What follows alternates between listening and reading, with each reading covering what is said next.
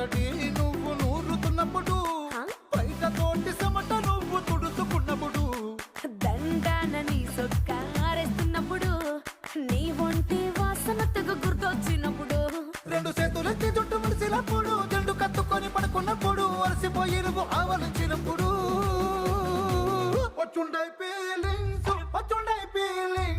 వచ్చి వచ్చి చంపేస్తుండై ఫీలింగ్స్.